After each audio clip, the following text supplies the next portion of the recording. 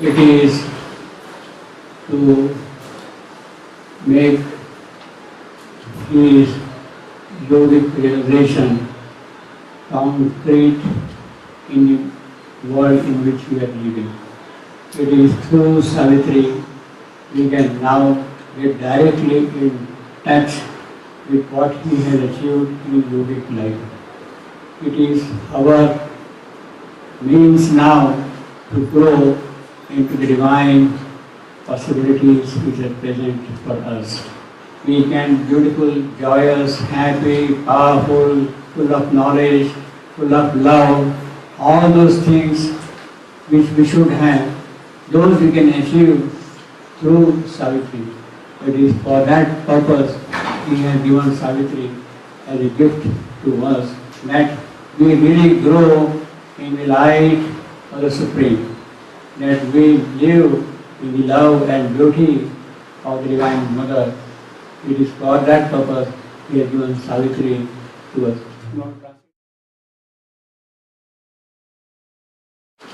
It is not that you read Savitri after getting realization. It is to get realization that you read Savitri. Savitri has the power to give you realization. It has the power to put you directly in contact with the Supreme, with the Divine. It has the power to put you directly in contact with, you don't have contact with the Supreme, but it is Savitri who will put you directly in contact with the Supreme. It is not that after realization you will start. So in fact the whole process is a continuous process. It always goes on. You may not know anything at all in the beginning about Savitri, but Savitri will give you knowledge, Savitri will give you power, Savitri will give you strength, Savitri will give you everything. And as and when your aspiration grows more and more intensely, you have higher and higher realization than to receive what Savitri is offering to us. Well, one need not get confused. You go first by what came out during the time of Sri Aurobindo. This is a book which came out at the time of Sri Aurobindo itself. As I told you, part 1 came before his withdrawal in December 1950. Means half of Savitri he saw himself in the print. The other half of Savitri came out immediately 6 months after that. That is one thing. The second thing is the mother was there. All along. It is she who saw the publication of this book. I will go entirely by this particular edition which came out in 1950. Now there might be this and there might be that. Those are mental arguments. We did not go by that. But the basic power of Savitri is there, is in the first edition of Savitri which came out. See, after all, it's the occult force. His presence is there. And it is that presence which we have to feel when we are reading Savitri all along, you see. So, I don't think one need get confused. Go by what came out during his own time. The rest is a matter of scholarship, of debate, of argument and things like that. We did not get involved and get confused with them. It is not necessary. I would say we are fortunate that you find only Canto 1 difficult. That is the whole Savitri difficult.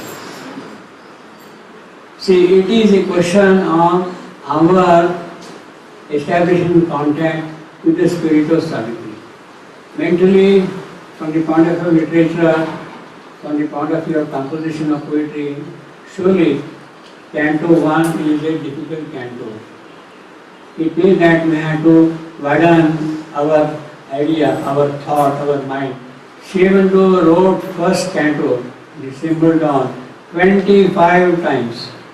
It is not in one go. He kept on cleaning, revising, adding this thing, that thing constantly. It is the 25th draft of Canto 1, which is what we have got here.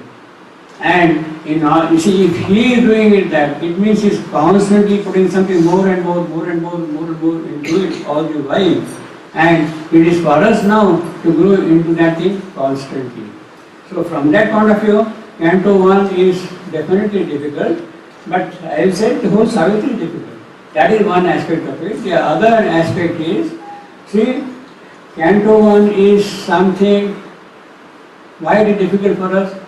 Canto 1 is something which is happening in the transcendent. It is not happening here. So unless we have some kind of contact with the transcendent, we will not be able to really understand what it is. It is the problem of creation, the problem of divine manifestation, the problem of working out the difficulty which is there on this Mrityu-loka. That is what we have to see in the canto. And that set the whole tone of Savitri. He has specified the problem there, Satyavan must die. Why? What for? He has not explained it. But later on he is going to explain the whole thing.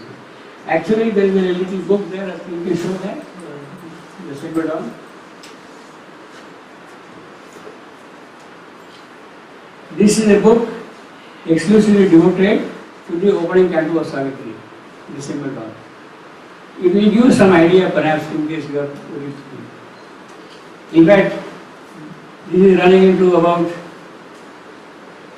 300 pages, but I can tell you that even if you write 3,000 pages on the December Dawn, it cannot exhaust the contents of the December Dawn. It is for you to understand and grow and widen constantly. I mean, see if you like, I mean you can have a look at this and try to enter into the spirit of Savitri from that point. It is a difficult canto, but at the same time it is an important canto. I will say, if you want to open Savitri for the first time, then open straight away with part 2. Or if you like, you can start with Canto 4 of Book 3, the vision and the boon, and from that point onward, you continue. It runs like a narrative, but at the same time it is not easy. Let me tell you that it is not easy at all in that sense.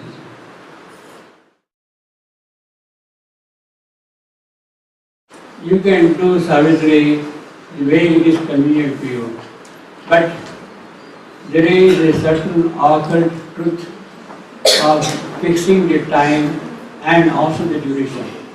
Fix up a certain time and go to it, whichever is convenient. Morning, afternoon, evening, you fix up maybe half an hour, 45 minutes, whatever you like, and read regularly then at that time. The occult habit is that the power which comes, it makes a habit to visit you at that point of time. It comes and is present there. It becomes helpful that way. But if you are constantly reading Savitri, that is another way. If you are reading like an upasana,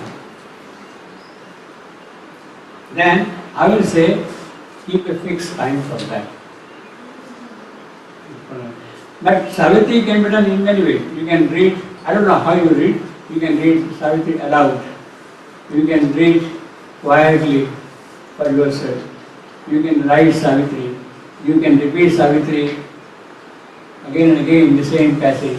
You can read Savitri together, a group of people, half a dozen people come, 1 to 10 people, 20 people, they come and read certain passages together in a loud voice. It is a different vibration, different power, different impact. Everything has its own power, and you have to discover which is suitable to you.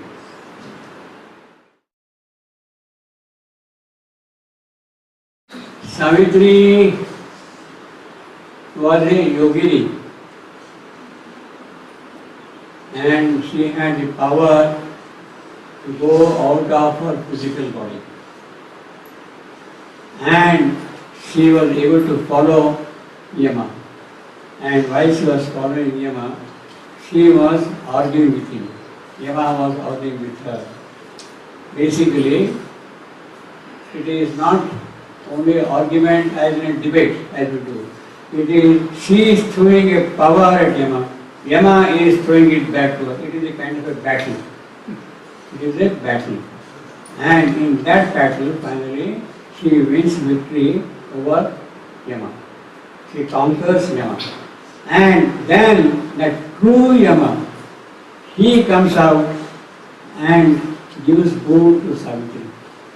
Yes, there will be God here upon this earth also. It is the true Yama then who comes out and gives food to Savitri. Savitri was able to come out of her physical body from Sukshma Sharira. She is there out and she is doing behind Yama and following.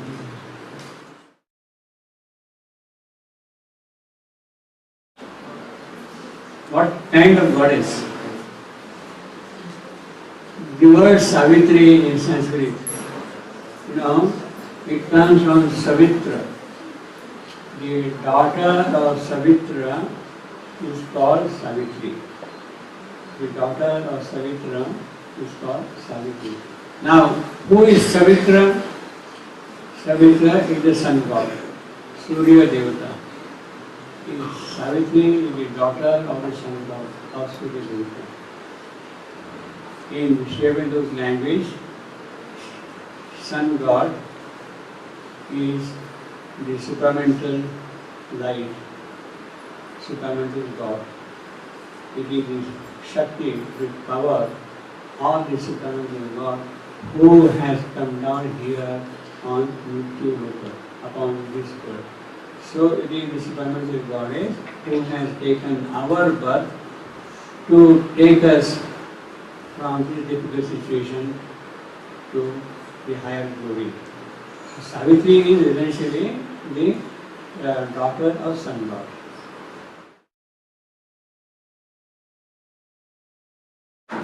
It is not the question of understanding or not understanding. You should be Savitri and read Savitri aloud. Maybe small page, one page, half page, but read regularly. See, because that word, when you are uttering the word, the vibration, it is that which creates something in you, and it is that which develops you. And later on, when you grow, your mental faculty, your life, everything grows, and then you get more and more from Savitri. You absorb more and more from Savitri. So read Savitri every day, whenever it is convenient to you, at a fixed time, a few lines, maybe 10 lines, 20 lines, read aloud, very quietly. Read same passage 2 times, 3 times, 5 times. When you repeat the same passage 2 or 3, 4 times like that, then the sound of that is something which is very effective, very powerful, and it is that which will really help you also.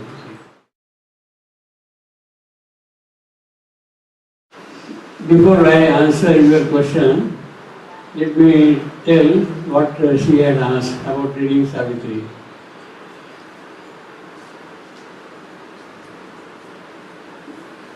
I will suggest you one thing, that you should read original Savitri in English, not translations here and there and all that. When you are reading Savitri, translations and other things are to help you mentally understand to some extent. But if you want to get the true power from Savitri itself, read the original.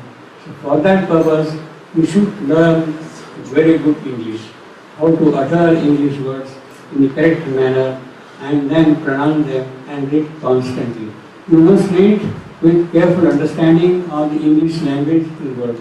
Take the help of your teachers, help of your senior people, of your elders, and read Savitri in a proper manner. That is important.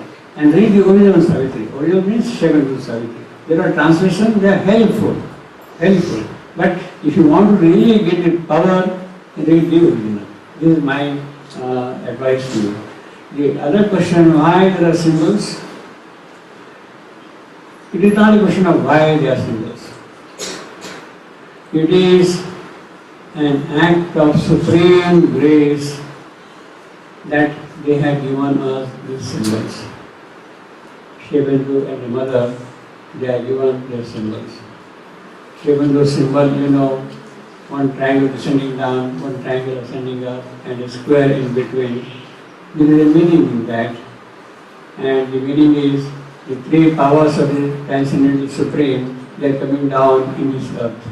And the 3 elements from the earth, they are rising to the Supreme. The material, the vital, the mental, they are rising to the Supreme. Sat Chit Ananda, they are descending down into this earth consciousness. And where they meet, the square which is formed, in that square is perfect manifestation of the divine himself. Lotus, that is the perfect manifestation of the divine. So in other words, the symbol also signifies the meaning, the power from above, the power from below. They are joining together and producing a new creation. That is the symbolic meaning. Same way, the mother symbol, there are 4 powers of the Divine Mother, Maheshwari, Mahakali, Mahalakshmi, Mahasaraswati. In the center is she, the Supreme Mother, and there are these 4 powers, and each power has her own 3 aspects which are in the manifestation. So it is the dynamic nature of the divine Shakti which is operating here in the cosmic manifestation. The symbol of the mother is the mother's activity in the cosmos, in this world here.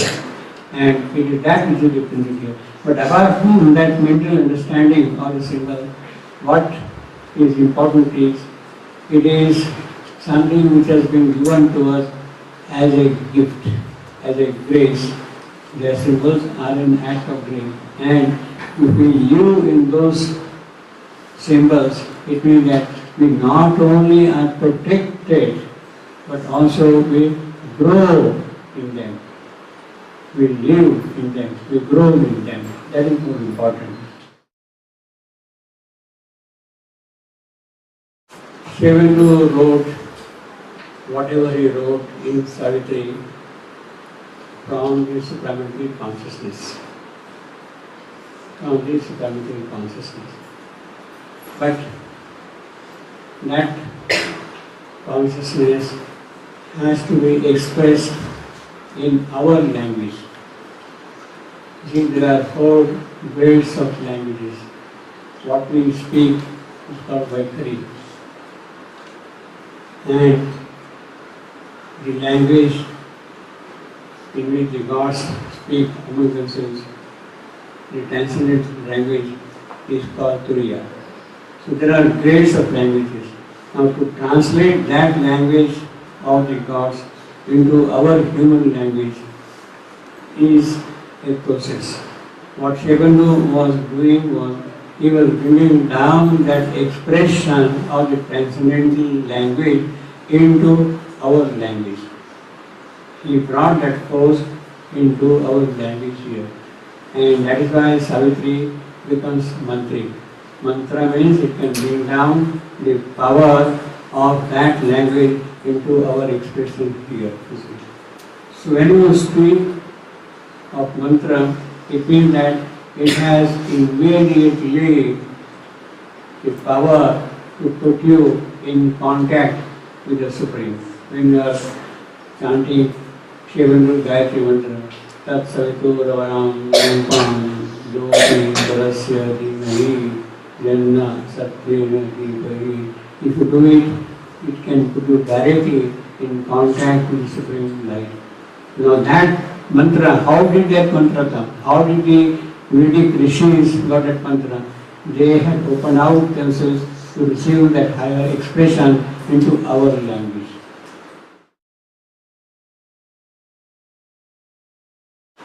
He is an avatar.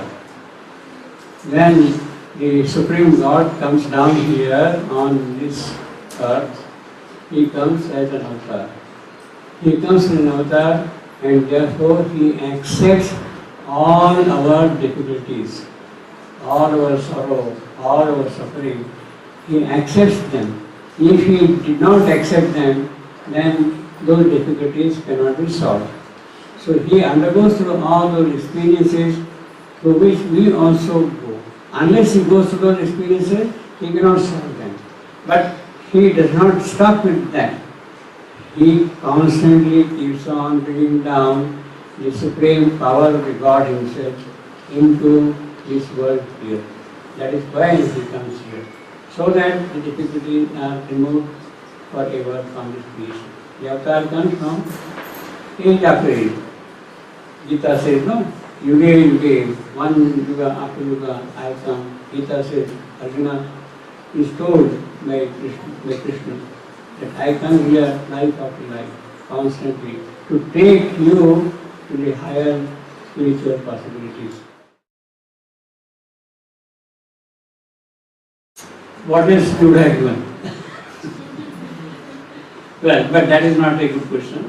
The question is, within the divine power which has come here in world, Shabda Rupa, the divine Shakti which has taken the form of word, Shabda Rupa. And who is the Shabda Rupini? It is Savitri herself who has taken that form. She has taken that form, and therefore he has given, it is the story of that Savitri which is describing. He has taken this form.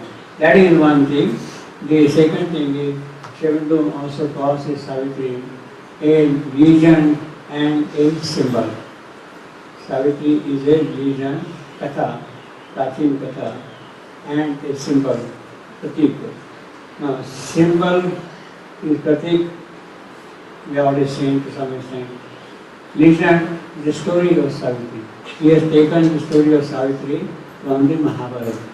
So therefore, to keep that connection, he has given the name Savitri. Well, actually we have to go back.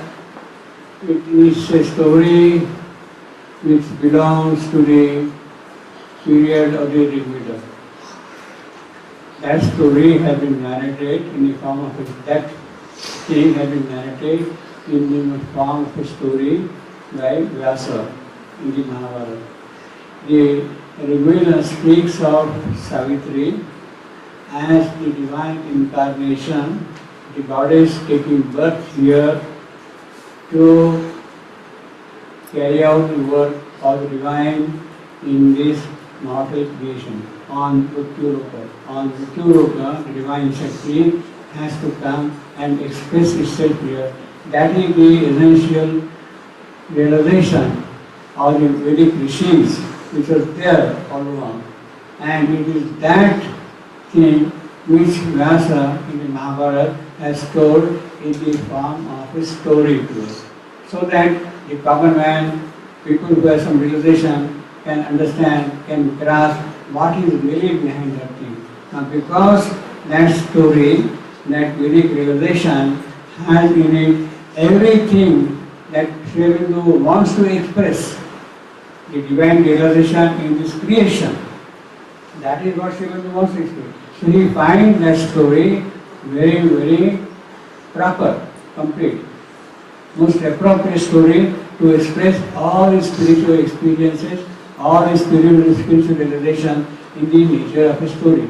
Indirectly, he has taken that theme as a support for expressing his spiritual realizations.